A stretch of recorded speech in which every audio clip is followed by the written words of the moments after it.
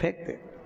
क्यों फेंकते? हमने कहा भैया गरुड़ पुराण में लिखा है फूल इसलिए फेंकते हैं श्रद्धांजलि के, मखाना इसलिए फेंकते हैं कि परिवार पूरा फूला फूला छोड़ के गया इसलिए। ये पैसा क्यों फेंकते हैं? तो हमने कहा गरुड़ पुराण में नहीं लिखा, पर हम तो हमारे मन से कहते हैं कि मरने के वाले की छाती पे पैसा इसलिए फेंकते हैं कि पूरी जिंदगी जोड़ जोड़ के मर गया, अब तेरे बाप में दम हो तो उठा ले, उठा। एक एक रुपए के पीछे रात के 10-10 बजे तक बैठा रहा, खाने तक की फुर्सत नहीं मिली, कमाए कमाए कमाए, जोड़ जोड़ के मर गया, उठा राम नाम। अरे बोलो तो सत्य है राम नाम, उठा। अब दम हो तो उठा ले। और कल्ला ठूर जैसा पड़ा और छाती पे पैसा पड़ा जिसके लिए पूरी दिन दिन रात रात लगा दी, खाने की फुर्सत नहीं, कमाओ कमाओ कमाओ, जोड़ो जोड़ो, 8 बजे से लेकर रात के 10-10 बजे तक दुकान नहीं छोड़े, कमाओ कमाओ कमाओ, एक एक रुपए के पीछे झगड़ा कर ले। अब उठा उठा, खुद की औलाद खुद की छाती पे फेंक रही, राम नाम सत्य के उठा ले। अच्छा ऐसा पड़ा, उठा ले। अब तो नाक में भी रुई धरी, उठा उठाओ। जिसको कमा कमा के मर गए उसी को तुम्हारी छाती पे पटका कि ये रुपया किसी काम का नहीं दादा, कर लिया सो काम है, भज लिया सो राम है, और दे लिया सो दान है। ये शिव महापुराण की कथा यही सीख देती है। इसलिए तो शंकर जी शमशान में बेफिक्र होकर रहते हैं कि अलमारी होए तो चाबी लगाना पड़े, अपन तो खुला छोड़ो और घूमने चलो। का मतलब आग लगे बस्ती में, अपन रहो मस्ती में। का मतलब क्या मतलब? नामदेव जी का चरित्र सुना? नामदेव जी, एक बार नामदेव जी की कुटिया में आग लग गई, गांव के लोग इकट्ठे हुए, उन्होंने नामदेव जी के घर में से गद्दा वगैरह चटाई वगैरह निकाल ली, थोड़ी किताब। नामदेव जी आए, उन्होंने देखा आज तो मेरी कुटिया में आग लग गई, धन्य है रे भगवान, बारे मेरा पांडुरंगा, हरि विठल, गजब करा तूने, आज अग्नि के रूप में आ गया, बारे प्रभु वाह। नामदेव जी से लोगों ने कहा हमने इतना सामान बचा लिया। नामदेव जी बोले काय को बचाया? भगवान आए थे, दे दो, लाओ दो। गद्दा भी पटक दिया, चटाई भी पटक दी, रजाई भी पटक दी।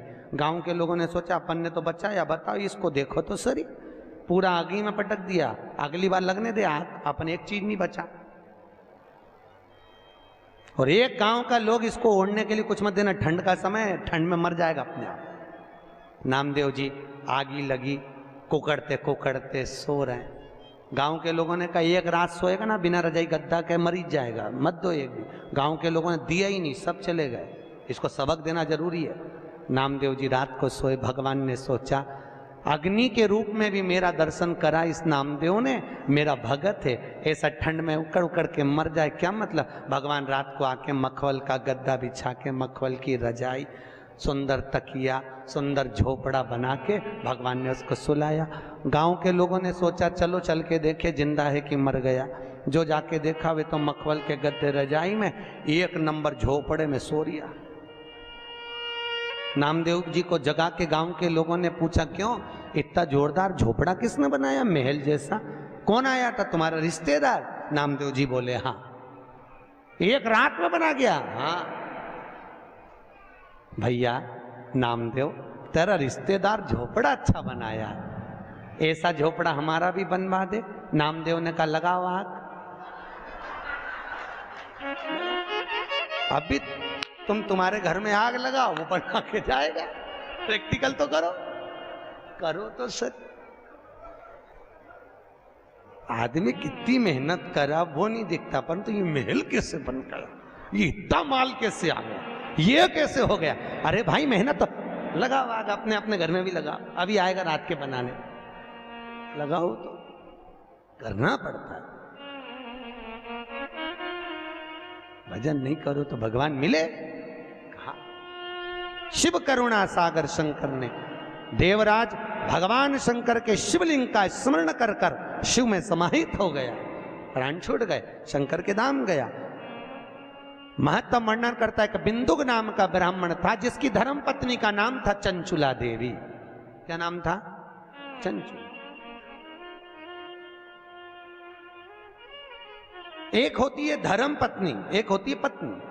ये चंचुला जो थी ये धर्म पत्नी नहीं थी, ये पत्नी थी। धर्म पत्नी और पत्नी दोनों में जमीन और आसमान का अंतर होता है। धर्म पत्नी पति को धर्म के पथ पर लेकर जाती है, धर्म पत्नी पति को शिव महापुराण तक लेकर जाती है, और पत्नी पति को सिनेमा घर तक लेकर जाती है। अंतर।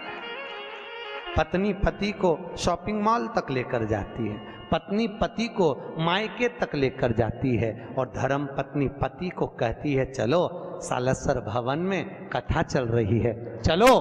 रोज प्रतिदिन कहती है। आपसे निवेदन है 7 दिन में 1 दिन धर्म पत्नी का फर्ज अदा करना। और शिव महापुराण की कथा कहती है धर्म पत्नी का फर्ज ये भी है कि पति को धर्म के पथ पर लेकर आए, और अगर पति कथा में नहीं आ रहा हो तो जितनी कथा यहां सुनो उतनी कथा घर जाके सुनाओ। यही बात हमने पूना में मंगलवार पेट में कही थी कि जितनी कथा यहां सुनो घर जाके सुनाओ। एक नई नवेली बहू तीसरे दिन कथा में आके बोली गुरुजी आज मेरा सेठ कथा में आया है। मैंने कहा बहन मिलवाना हो। आखिरी में वो बेलपत्र लेने आया तो हमने पूछा भैया 3 दिन कथा में नहीं आया, आज चौथे दिन कैसे आया? उसने कहा गुरुजी रात को 9 से 12 सुनने से अच्छा है दिन में 2 से 5 सुन लूं। ये पूरी रात बैठ के तुम्हारी कथा सुनाती रहती है। आपसे भी निवेदन है, आप भी प्रतिदिन नियम बना लो, जितनी यहां से सुन के जाओ बस चरण दबा दबा के ये जी वो सीवर वाला महाराज बोला पूरी कहो। अब पूरी 4-5 दिन में 7 दिन में 1 दिन धर्म पत्नी का फर्ज अदा करिए, धर्म पत्नी का फर्ज। और वो धर्म पत्नी का फर्ज है पति को। देखो इनके नाम के आगे कहीं नहीं लिखा वेद व्यास जी ने। कोई महाराज यहां पर आके बोला कभी कथा में कि धर्म पति? नहीं बोला कहीं का, नहीं, क्योंकि संतों को मालूम था, वेद व्यास जी को मालूम था घर परिवार चलाना है तो झूठ बोलना पड़ेगा, कपट करना पड़ेगा, बेईमानी करना पड़ेगा, प्रपंच करना पड़ेगा, तब जाकर ये घर चला पाएगा। इसलिए पुरुषों के नाम के आगे धर्मपति नहीं लिखा, पर तुम्हारे नाम के आगे धर्मपत्नी इसलिए लिखा कि ये कैसी भी कमाई करके लाएगा, चाहे झूठ बोल के लाए, बेईमानी करके लाए, प्रपंच कर लाए, पर लाकर किसको देगा? अरे बोलो तो धर्म पत्नी को। और तुम्हें लाकर देगा तो तुम धर्म के पथ पर चलना, उसकी कमाई में से थोड़ा सा निकालना। तो बोले कि गुरुजी इनकी ये जजमान जो बने बड़े विचित्र बने, क्या हुआ? हमने पूछा। जीवन जी राठी बोले, कहने लगे गुरुजी जजमान पद लेने को तैयार नहीं थे क्योंकि घर में कोई करने वाला नहीं, बैठने वाला नहीं, कथा में कौन बैठे? तो पत्नी ने पति से कहा स्वामी समाज के लोग कथा करा रहे हैं, शिव महापुराण की कथा है, उसके यजमान पद लेना। भागवत के यजमान बनना सरल है पर शिव महापुराण के यजमान बनना कठिन है। हम इसलिए अग्रवाल जी को बार बार धन्यवाद देते हैं। तो जीवन जी बोले गुरुजी हमने इनसे कहा, इन्होंने अपने पति से कहा, पति ने मना कर दिया, फैक्ट्री से फुर्सत नहीं, समय नहीं। बेटे से कहा तू बैठ जा कथा में जजमान बन के। बेटा बोला पापा मेरे को फुर्सत नहीं, ऑफिस कौन संभालेगा, एक ही लड़का।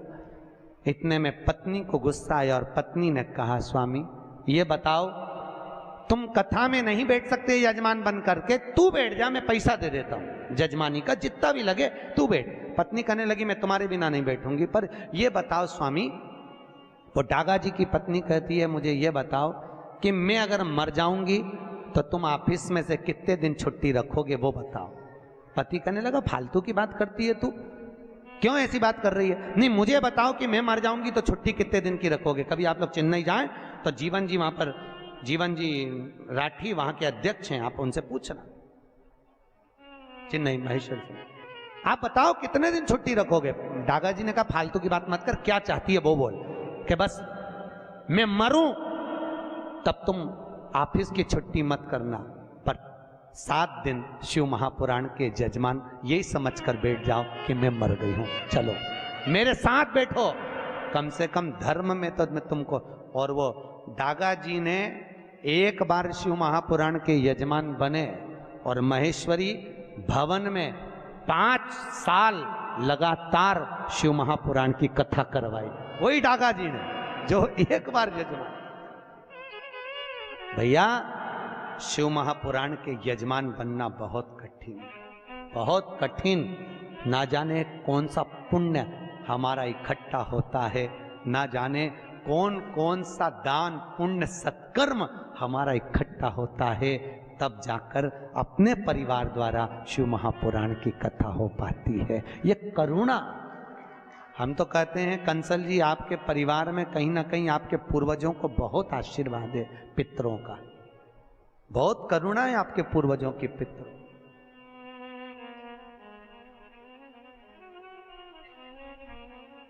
और कथा भी लेने आए तो हमारे वो नीरज भैया सीधे उज्जैन पहुंच गए, महाकाल की नगरी में। हमारी शिव पुराण चल रही थी महेश्वरी महिला मंडल की, सीधे वहां भाभी जी और दोनों नीरज भैया दोनों आ गए, और उनके साथ में उनकी एक बुआ जी भी थी, वो भी साथ में। कहे गुरु जी कथा लेना है, हमने कहा कहाँ लेना है, कहे गुलबर्गा। कौन सी कथा लेना है, कहे शिव महापुराण। हमने पूछा कि बताओ शिव पुराण का मन में किसकी आया, पहले ये बताओ। तो क्या हमारे पापा के मन में बहुत है शिव महापुराण। हमने कहा समझ गए, हमने कहा ये शंकर के शिवलिंग से चिपक है और ये फेविकॉल का मजबूत जोड़ है, एक बार जो लग गया शिव से फिर वो छूटता नहीं, जो लग गया शंकर छोड़ता नहीं। और हम तो आपसे भी कह रहे हैं, मौका मिले शंकर की कथा को श्रवण करने का, बाबा महेश की कथा को श्रवण करने का, भगवान शिव की शिव महापुराण श्रवण करने का, एक क्षण की देरी ना करें, सुनो, क्षण भर सुनो, आधी में पुनि भले थोड़ा सा। बिंदु की धर्मपत्नी चंचुला देवी धर्म से दूर थी, सत्कर्म से दूर थी, भगवान की कथा से दूर थी। बिंदु को जो कमा कर लाता वो चंचुला देवी को देता, पर चंचुला का चित्त नहीं लगता। एक दिन बिंदु धन तो लाया, प्राण छूट गए, पर चोरी का धन लाया था, इसलिए प्रेत योनि में चले गया। प्रेत योनि में चले गया, भटकता रहा। चंचुला देवी को लगा क्या करूं, अब चंचुला देवी बेधव्य हो गई, विधवा हो गई, क्या करा जाए। पूरे नगर के लोग मिलकर आनंद से काशी विश्वनाथ की नगरी में दर्शन करने जा रहे हैं। कहां जा रहे हैं, जम के बोलो, काशी। काशी जानते हो, सब जानते हो, ठीक।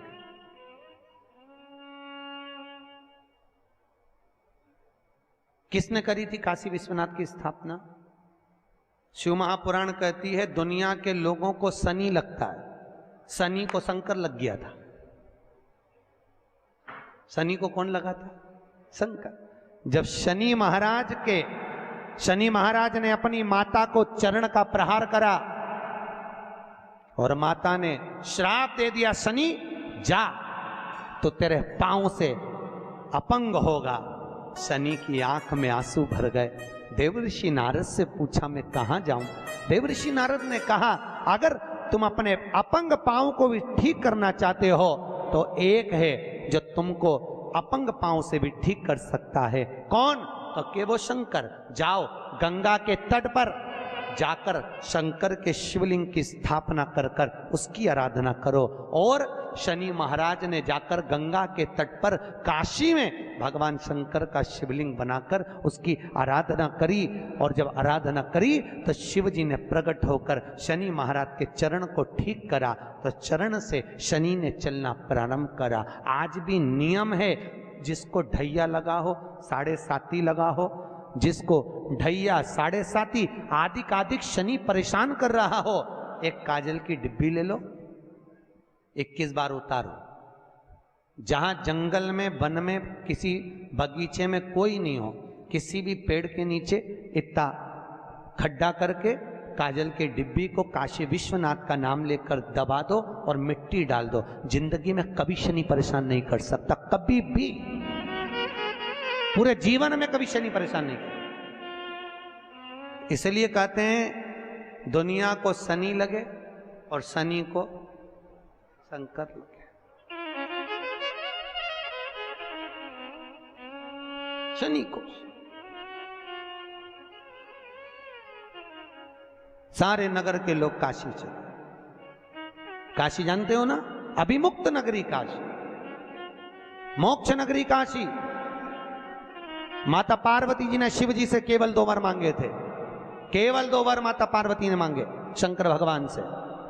पहला वर माता पार्वती ने शिव जी से मांगा था, भोलेनाथ वर दीजिए कि जिस पति पत्नी में आपस में झगड़ा हो उसमें प्रेम बढ़े। भगवान शिव ने कहा तथास्तु। आज भी नियम है, पति और पत्नी अगर आपस में झगड़ा करते हैं तो उनमें प्रेम बढ़ता है। तुम देखना, अच्छा प्रैक्टिकल करके देखना। पति झगड़ा करके चले जाए ऑफिस दुकान, तो वहां से आते से ही पूछेगा क्यों रे तेरी मम्मी कहाँ है, तुरंत पूछे।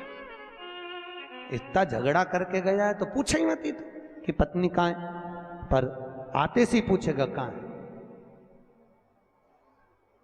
और माता पार्वती ने दूसरा वर मांगा, भोलेनाथ जी वर दीजिए कि काशी में जो मरेगा उसको गुरु मंत्र आपको देना पड़ेगा। शंकर भगवान ने कहा पार्वती कैसी मूर्खों की तरह बात करती है, काशी में मरने वाले को गुरु मंत्र मैं दूं, ये कैसे हो सकता, कैसे होगा,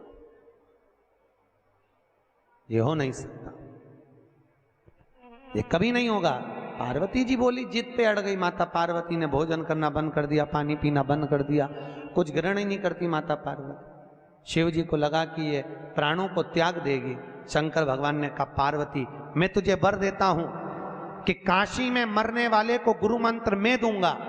पार्वती ने कहा मुझे कैसे मालूम पड़ेगा कि आपने गुरु मंत्र दिया, तो तू बता क्या करना है।